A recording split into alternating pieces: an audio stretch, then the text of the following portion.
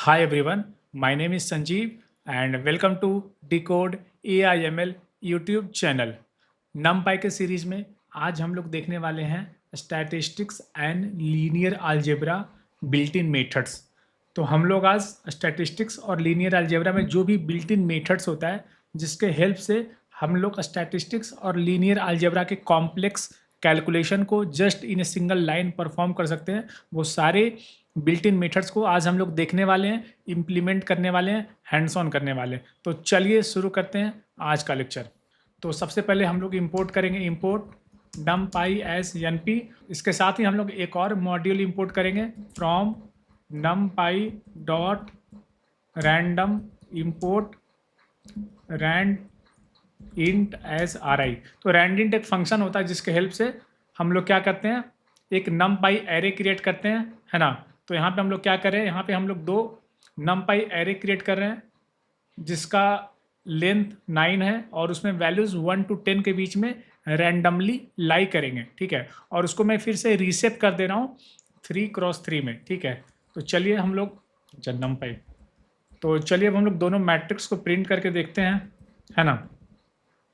तो print mat1 और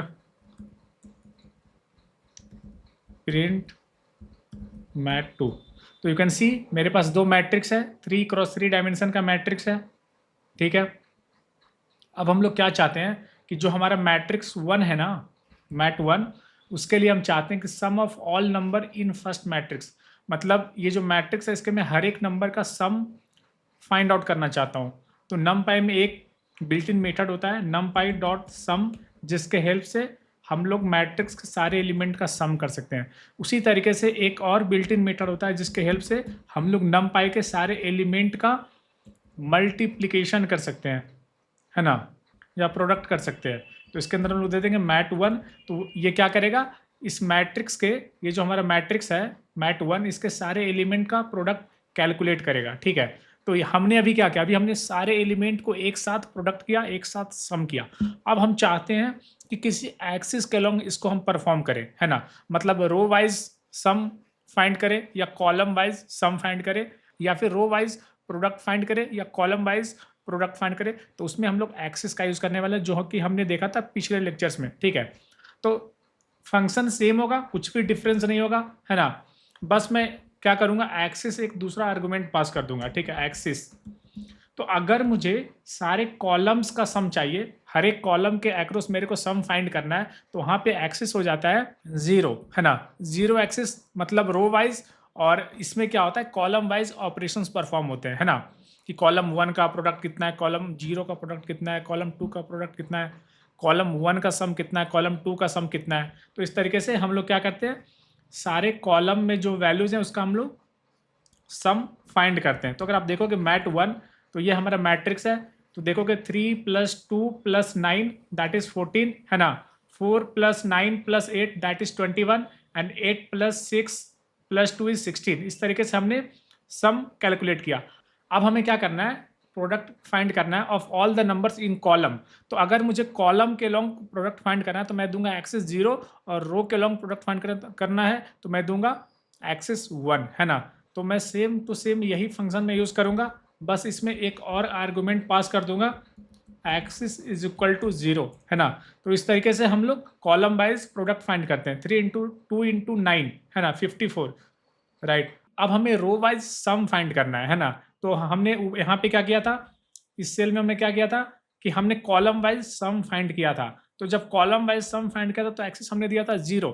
अब हम लोगों को रो वाइज सम फाइंड करना है, तो हम लोग देंगे एक्सिस इज इक्वल टू 1।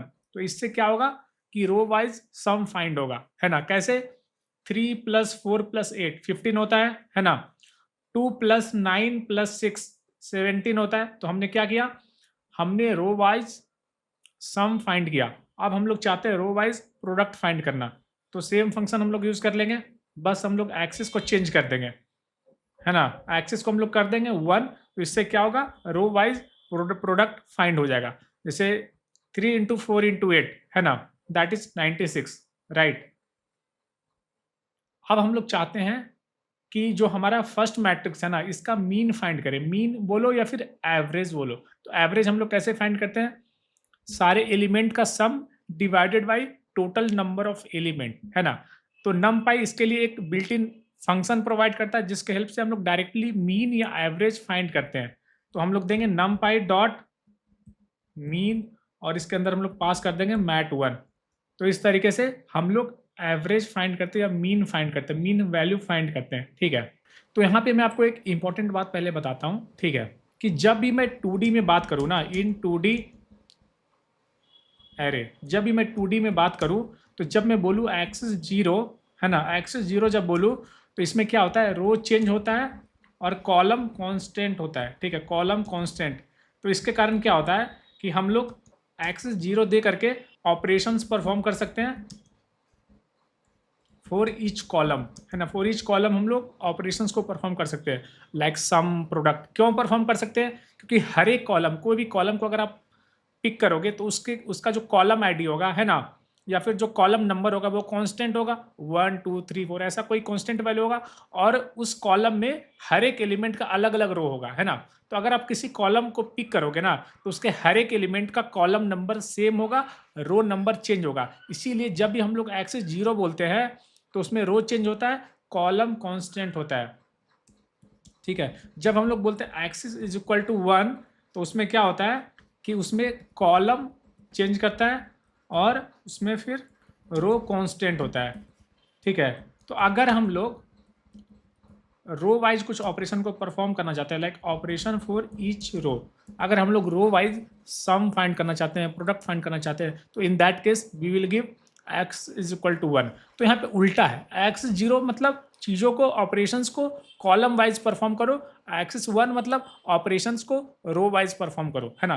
तो ये थोड़ा ऑपोजिट है, इसको आप मेंटली आप इसको फिट कर लो कि जब मैं एक्सिस इक्वल टू 0 बोलूँ तो चीज़ें कॉलम वाइज परफॉर्म होगी, और जब एक्सिस इक्वल टू 1 बोलूँ तो चीज़ें रो वाइज परफॉर्म होगी। रो वाइज परफॉर्म होगी मतलब हर एक रो का मीन, एवरेज, सम, प्रोडक्ट, इस तरीके से हम लोग ऑपरेशंस को परफॉर्म कर सकते हैं।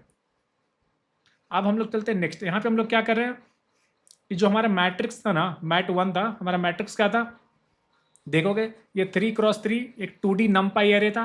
इसको मैं यहाँ पे क्या कर रहा हूँ, इसको मैं कन्वर्ट कर दे रहा हूँ एक 1D एरे में जिसका लेंथ 9 है ना। तो देखो इस तरीके से हमने क्या किया, ये 2D जो numpy एरे, इसको मैंने 1D एरे में इस तरीके से हमने कन्वर्ट कर दिया, ठीक है। तो क्या हो रहा है, सबसे पहले 3 4 8 है ना, उसके बाद 2 9 6 है, और यहाँ पे 9 8 12 है। तो यहाँ पे काइंड ऑफ चीज़ें फ्लैटनिंग का प्रोसेस हो रहा है, और ये रो मेजर ऑर्डर में हो रहा है। मतलब पहले रो 1 के सारे एलिमेंट को उठा करके यहाँ पे ऐड करता है, फिर रो 2 के वैल्यूज़ को उठा के ऐड करता है, फिर रो नंबर 3 के वैल्यूज़ को उठा के ऐड करता है। इसको हम लोग बोलते हैं रो मेजर ऑर्डर, ठीक है। तो अब नेक्स्ट आते हैं, हम लोग देखते हैं यहाँ पे measure of central tendency and measure of dispersion. तो ये दोनों स्टैटिस्टिक्स के टर्म है ना। तो जब हम लोग डेटा को स्टडी करते हैं ना तो दो इंपॉर्टेंट मैट्रिक्स होता है, एक होता है मेजर ऑफ सेंट्रल टेंडेंसी और दूसरा होता है मेजर ऑफ डिस्पर्सन। तो मेजर ऑफ सेंट्रल टेंडेंसी को मेजर करने के लिए हम लोग 3 मैट्रिक्स का यूज करते हैं, one is mean, another is median and mode. और जब भी हम लोग डिस्पर्सन का बात करते हैं तो वहाँ पे हम लोग यूज करते हैं वेरिएंस एंड स्टैंडर्ड डेविएशन, ठीक है। तो इसको हम लोग देखेंगे इन डिटेल जब हम लोग स्टैटिस्टिक्स का लेक्चर देखेंगे। लेकिन अभी हम लोग बस इतना समझते हैं कि ये सारे मैट्रिक्स को हम लोग numpy के हेल्प से, numpy का जो बिल्ट इन फंक्शंस होता है उसके हेल्प से हम लोग कैसे फाइंड करते हैं, कैसे कैलकुलेट करते हैं। तो यहाँ पे मैंने क्या किया कि सबसे पहले मैंने एक मैट्रिक्स क्रिएट किया, है ना, यूजिंग रैंडम इंट जो फंक्शन होता है। तो ये क्या करता है, ये 9 लेंथ का 1D एरे क्रिएट करता है जिसके हर एक वैल्यूज रैंडमली सिलेक्टेड होते हैं बिटवीन 1 to 100। और ये जो आउटपुट होता है इसका, उसको हम लोग रीसेप कर देते हैं 3x3। तो इससे हमारा 3x3 एक 2D numpy एरे क्रिएट होता है जिसका हर एक एलिमेंट रैंडमली लाई करता है बिटवीन 1 to 100, है ना। तो चलिए इसको हम लोग प्रिंट करके देखते हैं। तो आप देखोगे कि ये जो मैट्रिक्स है वो हमारा ये है 82 83 59, इस तरीके से हमने 2D numpy एरे का मैट्रिक्स क्रिएट किया, ठीक है। तो ये जो हमारा मैट्रिक्स है ना उसका हम लोग स्टैंडर्ड डेविएशन और वेरिएंस फाइंड करने वाले हैं। तो वेरिएंस क्या होता है और स्टैंडर्ड डेविएशन क्या होता है, ये दो एक इंपॉर्टेंट टर्म है, इसको हम लोग देखते हैं और समझते हैं, ठीक है। ये वेरिएंस का फॉर्मूला होता है, पहले फॉर्मूला को समझते हैं।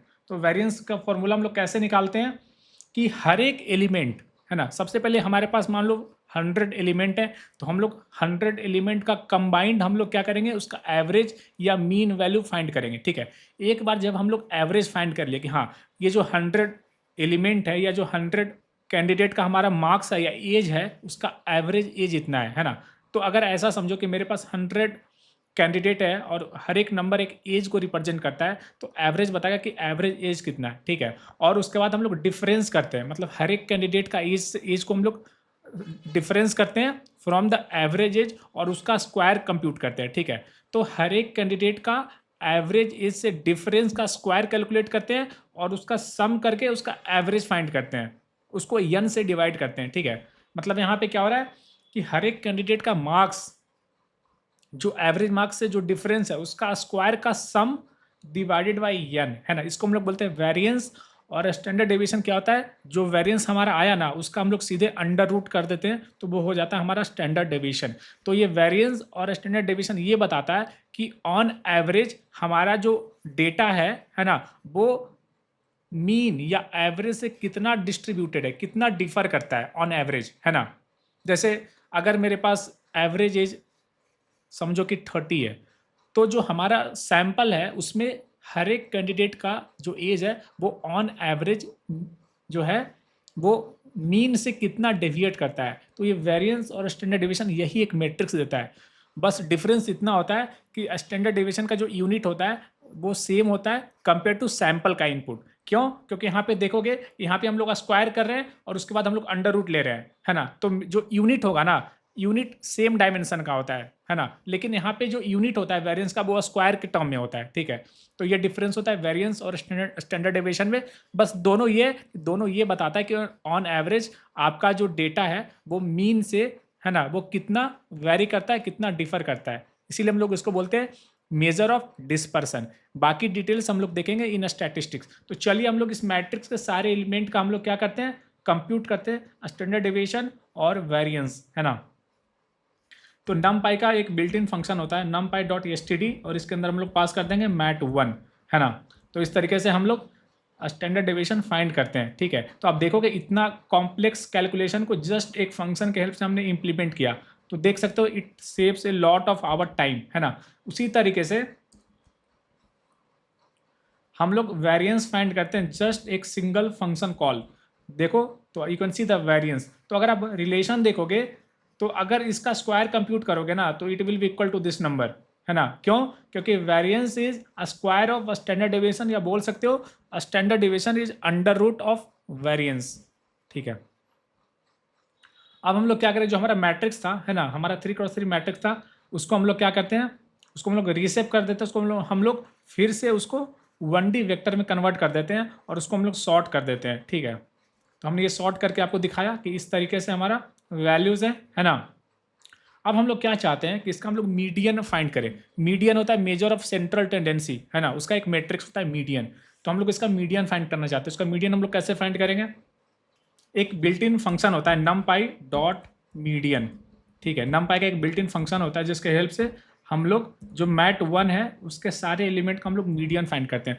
यहाँ पे हम लोग एक्सेस कुछ भी नहीं दे रहे हैं। अगर हम लोग एक्सेस कुछ भी नहीं दे रहे हैं तो बाय डिफॉल्ट वो सारे एलिमेंट का कंबाइन करके उसका मीडियन फाइंड करेगा। लेकिन अगर हम लोग एक्सेस देते हैं, अगर हम लोग एक्सेस इज इक्वल टू 0 देते हैं तो वो हर एक कॉलम का मीडियन फाइंड करेगा। अगर हम लोग एक्सेस इज इक्वल टू 1 देते हैं तो हर एक रो के एक्रॉस वो मीडियन फाइंड करेगा, ठीक है। तो हमारा मीडियन निकल गया।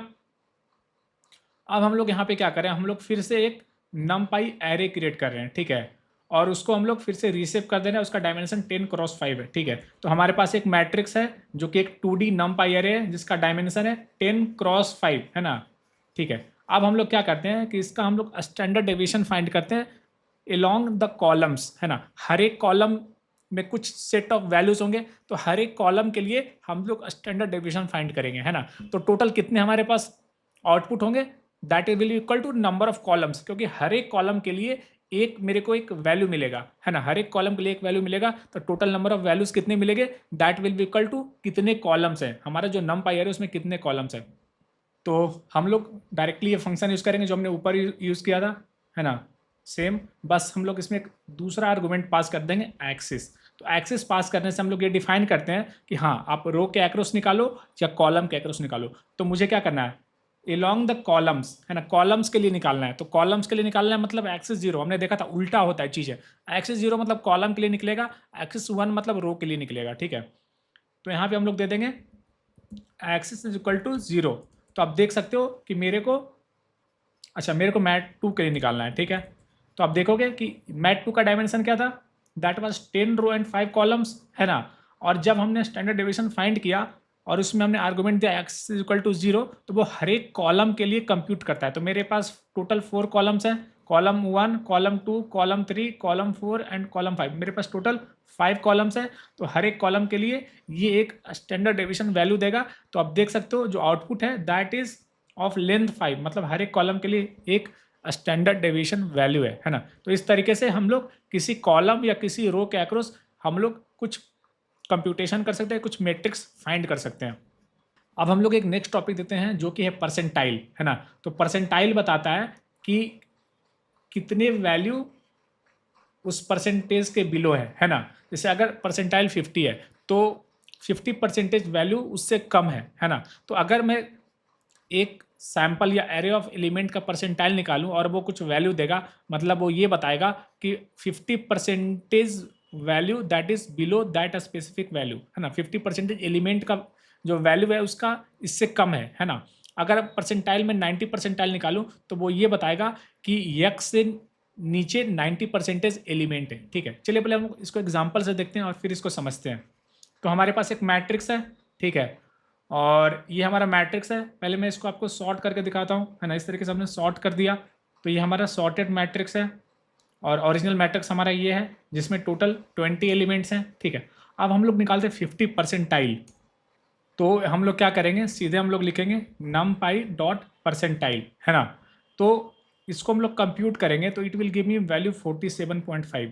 तो हमने क्या निकाला, हमने 50 परसेंटाइल निकाला। मतलब ये हुआ कि हमारा जो ओरिजिनल एरे है ना, हमारा जो ओरिजिनल एरे है उसमें 50% जो वैल्यू है that is below to this specific value.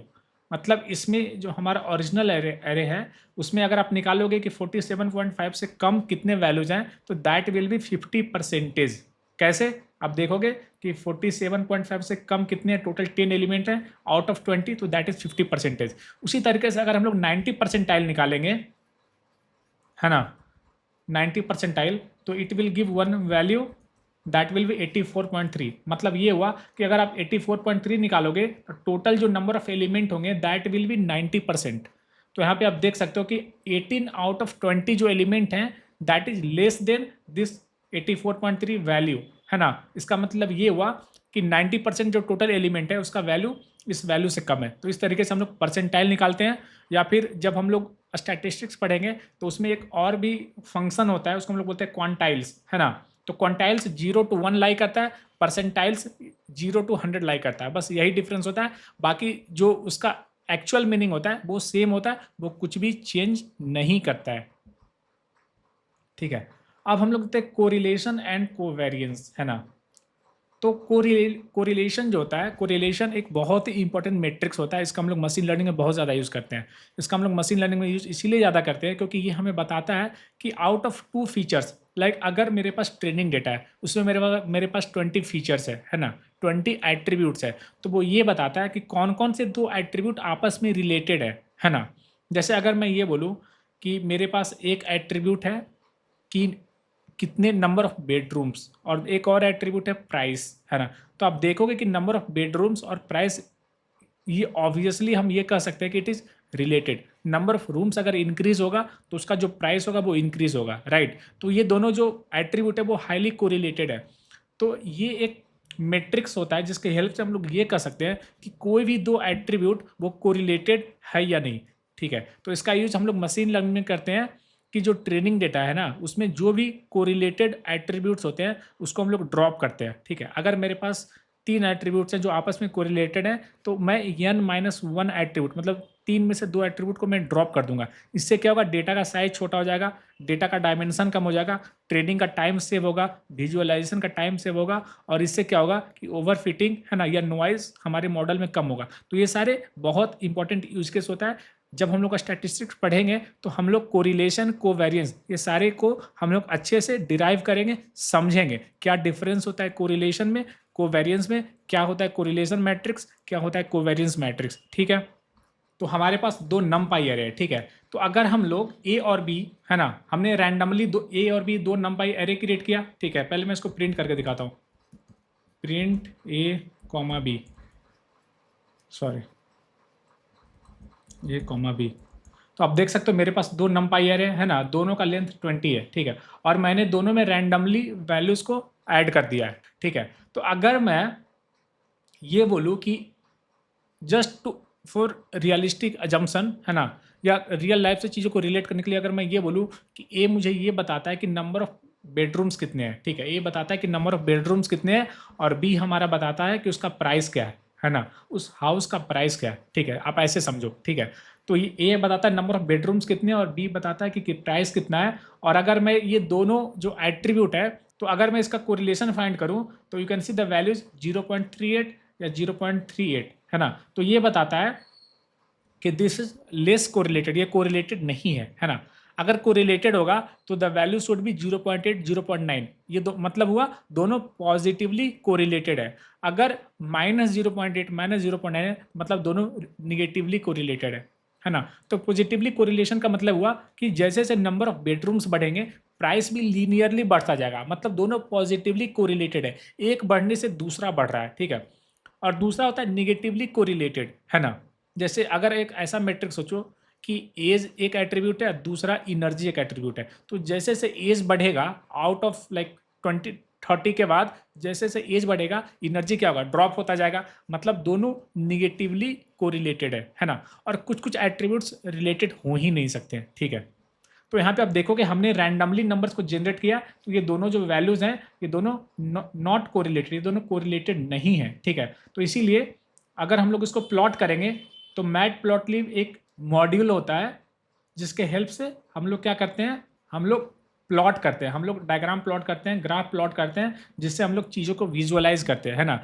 Matplotlib का बहुत ज़्यादा यूज़ होता है जब हम लोग फीचर इंजीनियरिंग करते हैं या जब हम लोग ईडीए करते हैं, एक्सप्लोरेटरी डेटा एनालिसिस। ठीक है, मैटप्लॉटलिब, सीबॉर्न, ये दोनों जो मॉड्यूल बोल सकते हो, लाइब्रेरी बोल सकते हो, इसका हम लोग एक प्रॉपर अलग से लेक्चर सीरीज देखेंगे जिसमें हम लोग देखेंगे क्या क्या टाइप्स के प्लॉट होते हैं, हम लोग कैसे प्लॉट करेंगे, कैसे एनालाइज करेंगे, कैसे विजुअलाइज करेंगे। ठीक है, तो इसको हम लोग दूसरे लेक्चर्स में देखेंगे इन डिटेल। तो यहाँ पे हम लोग क्या करें, मैटप्लॉटलिब के हेल्प से हम लोग ग्राफ प्लॉट करके देखना चाह रहे हैं कि क्या कोई रिलेशन है, तो नहीं है। देखोगे नंबर ऑफ बेडरूम अगर 1 है तो प्राइस 3 लेवल पे वैरी कर रहा है ना। और नंबर ऑफ बेडरूम अगर 8 है तो भी देखोगे प्राइस कम है। इट्स नॉट लाइक कि नंबर ऑफ बेडरूम बढ़ रहा है तो प्राइस ऊपर जा रहा है, नहीं।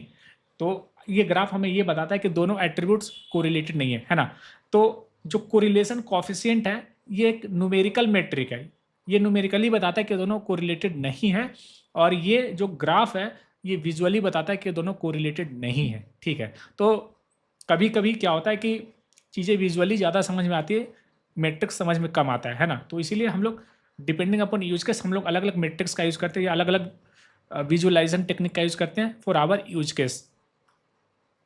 अब हम लोग क्या करते हैं, फिर से हम लोग चीज़ों को ट्राई करते हैं।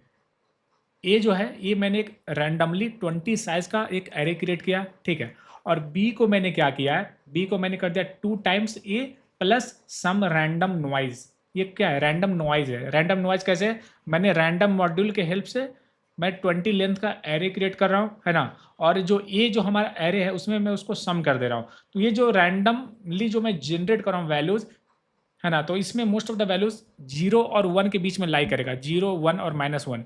तो 1 और -1 के बीच में मोस्ट ऑफ द वैल्यूज लाई करेगा। तो अगर मैं इसको प्रिंट करूँ ना, ए और बी को अगर मैं प्रिंट करके आपको दिखाऊं तो you will see the values like this, है ना। ये हमारा ए हुआ और ये हमारा बी हुआ। ठीक है, इसको अगर हम लोग ग्राफ में प्लॉट करेंगे ना, ग्राफ में जब इसको प्लॉट करेंगे तो यू विल सी कि जैसे जैसे ए बढ़ता जा रहा है, जैसे जैसे नंबर ऑफ रूम्स बढ़ता जा रहा है, वैसे वैसे प्राइस बढ़ता जा रहा है। जस्ट फॉर विजुअलाइजेशन पर्पज इसको आप ऐसे समझो, जैसे जैसे एक्स का वैल्यू बढ़ रहा है ना, वैसे वैसे वाई का वैल्यू बढ़ता जा रहा है ना। यू विल सी, इसको हम लोग बोलते हैं लीनियरली इंक्रीजिंग, मतलब दोनों पॉजिटिवली कोरिलेटेड है। ठीक है, दोनों वैल्यूज़ क्या है, पॉजिटिवली कोरिलेटेड है। तो अगर हम लोग कोरिलेशन कॉफिशिएंट फाइंड करेंगे then you will see the value 0.95, 0.9 मतलब बहुत ज़्यादा हाईली कोरिलेटेड है ना। अगर 1 है तो इट्स टोटली कोरिलेटेड है ना, इट्स टोटली कोरिलेटेड। अगर मैं आपको दिखाऊं एक और एग्जांपल, तो मैं यहाँ पे क्या कर रहा हूँ कि मैं ए को ए के साथ कोरिलेशन फाइंड कर रहा हूँ। तो ए का ए के साथ कोरिलेशन तो 1 ही होगा ना, क्योंकि दोनों सेम वैल्यू के बीच अगर हम लोग कोरिलेशन फाइंड करेंगे तो इट विल बी 1। ठीक है, बेस्ट केस में 1 होगा और उससे थोड़ा एवरेज केस में इट इज़ 0.95। मतलब हम लोग ये कह सकते हैं कि दोनों बहुत ज़्यादा कोरिलेटेड है। It's not totally correlated but it's a lot correlated. क्यों लॉट कोरिलेटेड? क्योंकि हमने यहाँ पे नॉइज ऐड किया। अगर हम लोग यहाँ पे नॉइज ऐड नहीं करते then it would have been totally correlated. ठीक है, एक इंपॉर्टेंट पॉइंट है। ठीक है, तो हमने देखा बहुत सारे स्टैटिस्टिक्स के कॉन्सेप्ट है ना, mean, median, mode, variance, standard deviation, covariance, correlation है ना, परसेंटाइल, क्वांटाइल, ये सारे मैट्रिक्स को हमने समझा। अब हम लोग थोड़ा सा लीनियर अलजेब्रा को देखते हैं। इवन दो हमने ये चीज़ों को बहुत बार देखा है बट फिर से मैं आपको एक्सप्लेन करता हूँ, क्योंकि बहुत सारे आप नई चीज़ों को आप सीखोगे यहाँ पे। ठीक है, तो हमने क्या किया, यहाँ पे दो नमपाई एरे क्रिएट किया है ना, और इसका डायमेंशन क्या है, 3x3 है ना। तो अगर मैं ए और बी को प्रिंट करूँगा, अच्छा मैं अलग अलग कर देता हूँ प्रिंट, तो यू विल सी कि मेरे पास दो नमपाई एरे है ना, 3x3 डायमेंशन का। अब हम लोग क्या चाहते हैं, ए और बी का डॉट प्रोडक्ट फाइंड करना चाहते हैं। ठीक है, तो नमपाई में बिल्ट इन क्या होता है, फंक्शन होता है जिसकी हेल्प से हम लोग डॉट प्रोडक्ट फाइंड कर सकते हैं। तो नमपाई डॉट ए और बी में पास कर दूंगा। ठीक है, तो इस तरीके से हमने डॉट प्रोडक्ट फाइंड किया। क्या होता है डॉट प्रोडक्ट, इसको हम लोग देखेंगे इन डिटेल जब हम लोग लीनियर अलजेब्रा सीरीज को कवर करेंगे। बट मैं आपको ये बताता हूँ कि किसी मैट्रिक्स, अगर कोई 2D मैट्रिक्स है उसका अगर हम लोग डॉट प्रोडक्ट फाइंड करते हैं, it is very much equivalent to matrix multiplication है ना। मैट्रिक्स मल्टीप्लिकेशन से बहुत ज़्यादा सिमिलर है, it is same. 2D matrix का अगर हम लोग डॉट प्रोडक्ट फाइंड करते हैं, it is same as matrix का मल्टीप्लिकेशन। तो यहाँ पे मैट्रिक्स का मल्टीप्लिकेशन होता है। मैट्रिक्स मल्टीप्लिकेशन का रूल क्या होता है कि रो 1 को कॉलम 1 के साथ मल्टीप्लाई करो है ना, फिर रो 1 को कॉलम 2 के साथ मल्टीप्लाई करो, रो 1 को कॉलम 3 के साथ, फिर रो 2 को कॉलम 1, कॉलम 2, कॉलम 3, इस तरीके से आप मल्टीप्लाई करोगे तो ये हमारा आउटपुट मैट्रिक्स मिलेगा। ठीक है, ये होता है हमारा मैट्रिक्स मल्टीप्लिकेशन। यहाँ पे हम लोग डिटेल में नहीं समझेंगे क्या होता है मैट्रिक्स मल्टीप्लिकेशन। अगर आपको डिटेल में समझना है तो आप इसको गूगल पे रेफर कर सकते हो। ठीक है, तो जो डॉट प्रोडक्ट होता है it is kind of generalised, आप बोल सकते हो it is a generalised inner product two vectors and matrix multiplication for higher dimension है ना। तो अगर हम लोग 1 डायमेंशनल एरे में अगर हम लोग डॉट प्रोडक्ट करते हैं तो it is same as inner product. Inner product क्या करता है कि हर एक कंसिक्यूटिव एलिमेंट को मल्टीप्लाई करके उसका सम फाइंड करता है। तो डॉट प्रोडक्ट भी वही करता है। अगर इनपुट एक 1D एरे है और अगर इनपुट एक मैट्रिक्स होता है तो डॉट प्रोडक्ट काम करता है एज ए मैट्रिक्स मल्टीप्लिकेशन। ठीक है, तो 1D डॉट प्रोडक्ट और इनर प्रोडक्ट है ना, तो सम ऑफ प्रोडक्ट ऑफ एलिमेंट, तो इसका मतलब ये होता है कि एलिमेंट का प्रोडक्ट करके उसका सम फाइंड करो। ठीक है, इसको हम लोग देखते हैं कैसे होता है। ठीक है, तो ए और बी हमारे पास दो नमपाई एरे है ना, मैं इसको प्रिंट करके दिखाता हूँ, प्रिंट ए एंड फिर उसको हम लोग करेंगे प्रिंट बी है ना। तो हमारे पास दो 1 डायमेंशनल नमपाई एरे है। ठीक है, अब मैं क्या करता हूँ, सबसे पहले डॉट प्रोडक्ट फाइंड करता हूँ, नमपाई डॉट, और इसमें मैं पास कर दूंगा ए और बी। तो you will see it is a integer value. क्यों? क्योंकि डॉट प्रोडक्ट का मतलब ये होता है फॉर 1D एरे कि हर एक कंसिक्यूटिव एलिमेंट, हर एक कॉरस्पॉन्डिंग एलिमेंट को मल्टीप्लाई करके उसका सम फाइंड करो, तो it will B a single value. अगर मैं डॉट की जगह पर अगर मैं इनर प्रोडक्ट यूज करूं है ना, तो you will see the value will be totally same, same value आया। मतलब 1 डायमेंशनल एरे पे जो डॉट प्रोडक्ट होता है उसका मतलब होता है इनर प्रोडक्ट। ठीक है, तो हमने कंप्यूट किया, हमने यहाँ पे क्या किया, इनर प्रोडक्ट ही तो फाइंड किया ना। अब हम लोग क्या करते हैं, हम लोग आउटर प्रोडक्ट देखते हैं क्या होता है। तो अगर हम लोग आउटर प्रोडक्ट फाइंड करेंगे नमपाई डॉट आउटर, और उसमें हम लोग पास करेंगे ए कॉमा बी, तो you will see it is A matrix है ना। तो अगर हम लोग किसी दो नमपाई एरे का है ना, 1D नमपाई एरे का अगर हम लोग प्रोडक्ट फाइंड करते हैं तो इसका जो आउटपुट होता है उसका डायमेंशन होता है ए का डायमेंशन टाइम्स बी का डायमेंशन। ठीक है, तो यहाँ पे क्या होता है कि सबसे पहले हम लोग 1 को पिक करेंगे और ये पूरा वेक्टर से हम लोग मल्टीप्लाई करेंगे, तो ये होगा हमारा फर्स्ट रो, और उसके बाद हम लोग 2 को पिक करेंगे, पूरे वेक्टर से हम लोग मल्टीप्लाई करेंगे, ये होगा हमारा सेकेंड रो। उसके बाद 3 को हम लोग क्या करेंगे, पूरे वेक्टर से हम लोग मल्टीप्लाई करेंगे, ये होगा हमारा थर्ड रो। उसी तरीके से हम लोग ऑल 5 वैल्यूज़ के लिए हम लोग वेक्टर 2 से मल्टीप्लाई करके, और इस तरीके से हमारा जो आउटपुट होगा that will B A matrix. तो ये हुआ हमारा आउटर प्रोडक्ट। हमने देखा क्या हुआ इनर प्रोडक्ट, और हमने देखा डॉट प्रोडक्ट क्या होता है ना। तो हमने डॉट प्रोडक्ट का मतलब ये हुआ कि अगर हम लोग 1D पे ये ऑपरेशन को परफॉर्म करते हैं तो it is very much similar to inner product, और अगर हम लोग 2D मैट्रिक्स पे ये ऑपरेशन को परफॉर्म करते हैं तो it is same as matrix का मल्टीप्लिकेशन। ठीक है, अब यहाँ पे हम लोग क्या करें, यहाँ पे हम लोग एक मैट्रिक्स क्रिएट कर रहे हैं ना। क्या करें, यहाँ पे हम लोग 9 लेंथ का 1D एरे क्रिएट कर रहे हैं, और उसके हर एक वैल्यूज 1 to 10 के बीच में लाई करेंगे, और उसको फिर हम लोग 2D नमपाई एरे में उसको हम लोग कन्वर्ट कर देते हैं। तो you can see this is the value, है ना। और हम लोग इसका ट्रांसपोज करना चाहते हैं। तो मैट्रिक्स में एक बहुत ही कॉमन ऑपरेशन होता है ट्रांसपोज।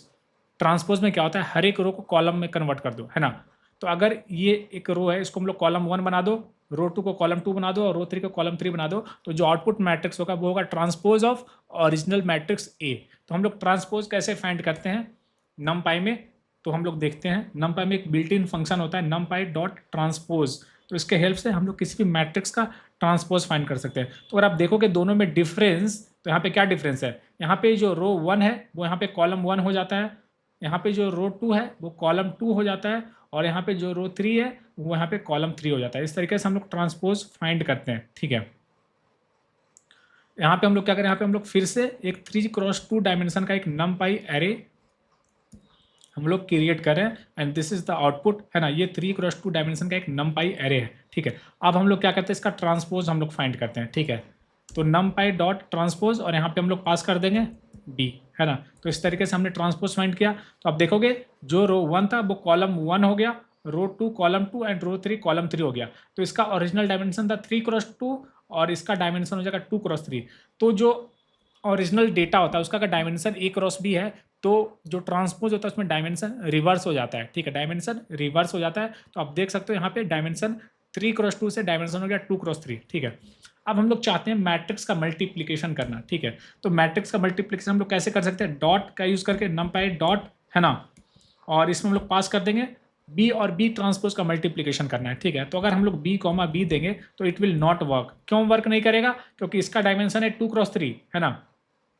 b का डायमेंशन क्या है, b का डायमेंशन है 2x3 है, और दूसरे वाले b का भी डायमेंशन होगा 2x3। तो अगर हम लोग मल्टीप्लाई करेंगे, अगर हम लोग मल्टीप्लिकेशन ऑपरेशन परफॉर्म करेंगे, तो मल्टीप्लिकेशन का रूल ये होता है कि फर्स्ट मैट्रिक्स का number of column should match to second matrix का नंबर ऑफ रोज, है ना। और ये मैच नहीं कर रहा है, तो ये मैच नहीं कर रहा है, तो इसके लिए हम लोग क्या करेंगे, b.t यूज कर सकते हैं। ठीक है, तो इस तरीके से हम लोग b का ट्रांसपोज फाइंड किया। b का ट्रांसपोज का डायमेंशन क्या होगा, ये 2x3 नहीं होगा, ये हो जाएगा 3x2, है ना। और इस तरीके से हम लोग ट्रांसपोज फाइंड करते हैं, है ना। और किसी मैट्रिक्स को खुद के साथ हम लोग उसका मैट्रिक्स मल्टीप्लिकेशन ऑपरेशन को परफॉर्म करते हैं। ठीक है, अब हम लोग देखते हैं नेक्स्ट ऑपरेशन, जहाँ पे हम लोग को ट्रेस फाइंड करने वाले हैं। ट्रेस भी एक बहुत इंपॉर्टेंट कॉन्सेप्ट होता है इन लीनियर अलजेब्रा। हमने एक मैट्रिक्स क्रिएट किया, चलिए इसको हम लोग प्रिंट करके देखते हैं। ये हमारा मैट्रिक्स है, मुझे इसका ट्रेस फाइंड करना है। तो ट्रेस क्या होता है, तो पहले मैं इसका जो बिल्ट इन फंक्शन होता है उसका यूज़ करके मैं देखता हूँ क्या है ट्रेस।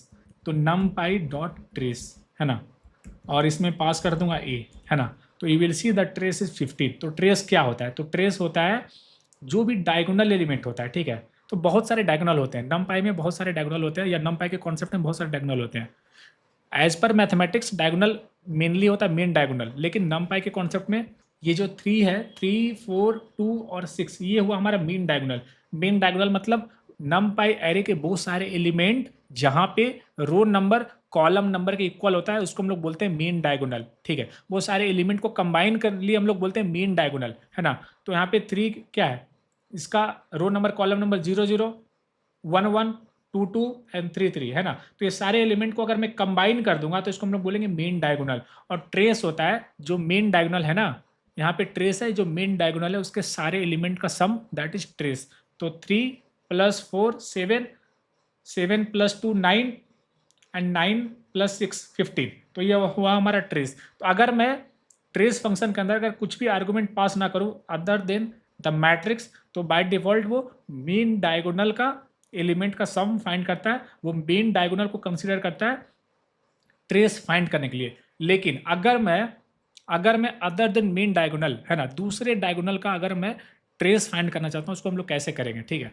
अगर हम लोग +1 मतलब ये होता है कि मेन डायगोनल से एक ऊपर है ना, मेन डायगोनल से एक ऊपर वाले जो एलिमेंट होंगे उसको हम लोग बोलेंगे डायगोनल विथ ऑफसेट 1। तो यहाँ पे 7, 8 और 1 ये होगा हमारा डायगोनल विथ ऑफसेट 1। 3, 8 कंबाइंड होगा डायगोनल विथ ऑफसेट 2 है ना। उसी तरीके से 8, 4, 4 ये होगा हमारा डायगोनल विथ ऑफसेट -1 है ना। और 2, 5 ये दोनों कंबाइंड होगा डायगोनल विथ ऑफसेट -2। इसको हमने ऑलरेडी लेक्चर 2 में कवर किया इन नमपाई सीरीज, आप जाकर उसको रेफर कर सकते हो है ना, मैथमेटिक्स फॉर नमपाई, ठीक है। तो अब हम चाहते हैं कि ऑफसेट 1 के लिए हम लोग ट्रेस फाइंड करें। तो यहां पे मैं एक और आर्गुमेंट पास कर दूंगा, ऑफसेट इज इक्वल टू 1 है ना। तो you will see it is giving me 16। कैसे?